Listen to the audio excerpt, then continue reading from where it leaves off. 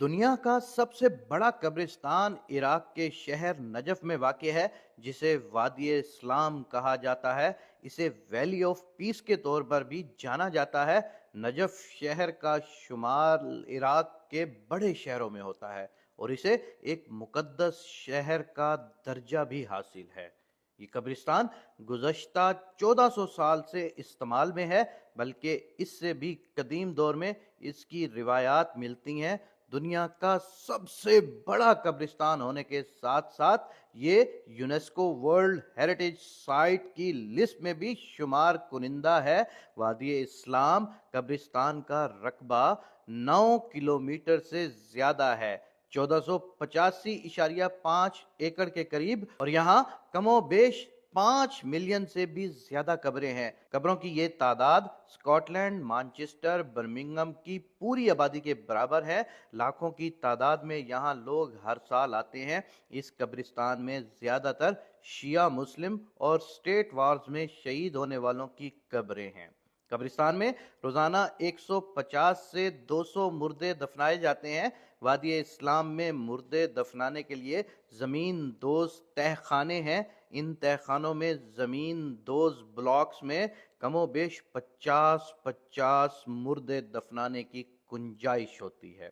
وادی اسلام قبرستان میں مشہور بادشاہ، شہزادے اور سلاطین دفن ہیں۔ اس کے علاوہ حضرت ہود علیہ السلام، حضرت صالح علیہ السلام کی قبور اور حضرت علی ابن ابی طالب علیہ السلام کا روضہ مبارک بھی یہی ہے۔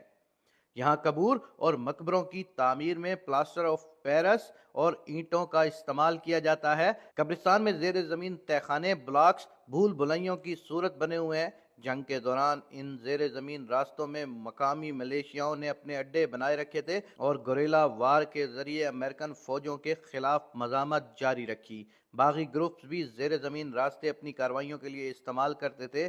عراقی آرمی نے قبرستان میں کئی جگہ زیر زمین راستوں، تہ خانوں کو بلڈوز کیا ہے۔ 2003 میں قبرستان کو مزید پھیلایا گیا۔ اس کی حدود میں اب تک 3 اسکوائر میل کا اضافہ کیا جا چکا ہے اور وادی اسلام قبرستان سے متعلق کئی پراسرار واقعات اور قصے کہانیاں بھی جڑی ہوئی ہیں۔ ایک اور جو مین بات کہ یہاں پر جب کبھی بھی بارش ہوتی ہے تو اس قبرستان میں جو بارش کا قطرہ دوسرے قطرے سے مل کر جڑ کر اور پکا ہو جاتا ہے، اس کو در نجف کہا جاتا ہے۔ یہ دنیا کا بہت قیمتی ترین پتھر ہے جو صرف اور صرف وادی اسلام میں بارش آنے کی صورت میں پیدا ہوتا ہے، اور یہ در نجف شفا کے لیے، صحت کے لیے اور دنیا کی بہت سارے دوسرے معاملات کے لیے بھی ہاتھوں اور گلے میں پہنا جاتا ہے۔